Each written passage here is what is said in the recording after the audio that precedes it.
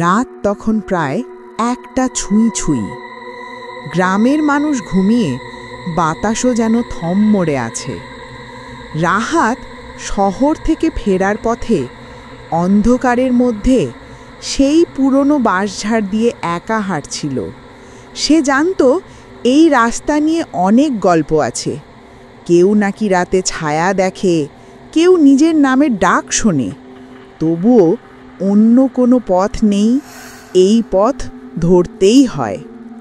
বাতাসের অদ্ভুত শব্দ, বাঁশ পাতার খসখস শব্দে রাহাতের বুক কেঁপে উঠল। ফোনের ব্যাটারি 4%। ফোন নষ্ট হলে বাঁচার জন্য কারো সাথে যোগাযোগ করার উপায়ও থাকবে না। এমন সময় ট্রিং ট্রিং ফোন বেজে উঠল। স্ক্রিনে দেখে রাহাতের হাত ঠান্ডা হয়ে গেল। কল এসেছে রাহাত মি, অর্থাৎ নিজের নাম। সে কয়েক সেকেন্ড দাঁড়িয়ে রইল, তারপর ভয় পেয়ে কল ধরল। রহস্যময় কণ্ঠ। হ্যালো, কে? ও পাশ থেকে শোনা গেল ভাঙা কাঁপা কণ্ঠ। তুই আমার কোথায় বলবি? আমি তো তোর পেছনে থাকি অনেকক্ষণ। রাহাত হঠাৎ পেছনে ঘুরে দাঁড়ালো, কিন্তু কিছুই নেই, শুধু ঠান্ডা বাতাস। সে রেগে গিয়ে বলল, এটা কে? বাজে দুষ্টুমি করবেন না। ও পাশের কণ্ঠ এবার আরও ধীর। তুই ভয় পাইলি? সামনে হাঁটা শুরু কর, আমি তোর ছায়ার সাথে আসতেছি। রাহাতের হাত কাঁপতে লাগলো, তবু ভয়কে অবজ্ঞা করে সামনে হাঁটা শুরু করলো। ছায়া, যার নিজের না। হাঁটতে হাঁটতে সে অনুভব করল তার পাশ দিয়ে যেন কেউ ধীরে ধীরে হাঁটছে, কিন্তু দেখলে চারপাশে কেউ নেই। হঠাৎ ফোন আবার বাজল।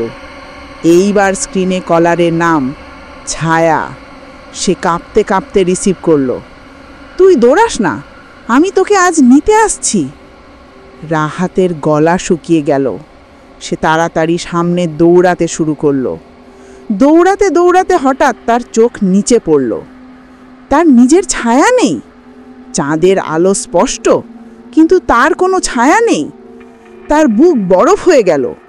পাশের বাঁশঝাড়ের ভেতর থেকে ভয়ঙ্কর শব্দ এলো, তোর ছায়াটা তো আমার সাথে।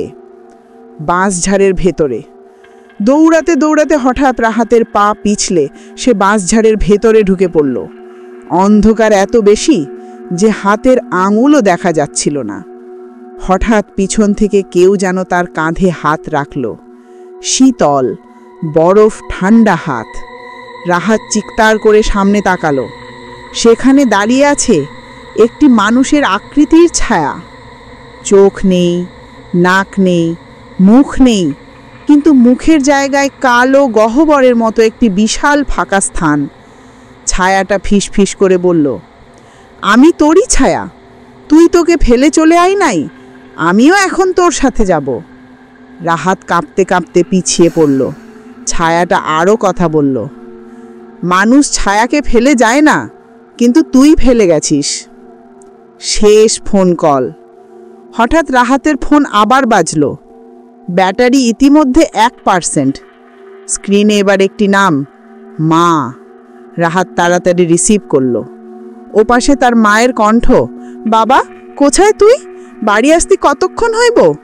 রাহাত কান্না করে বলল, মা, আমার সামনে ভয়ঙ্কর এক জিনিস, ছায়া, আমাকে নিয়ে যাচ্তেছে। ওপাশে তার মা থমকে গেল।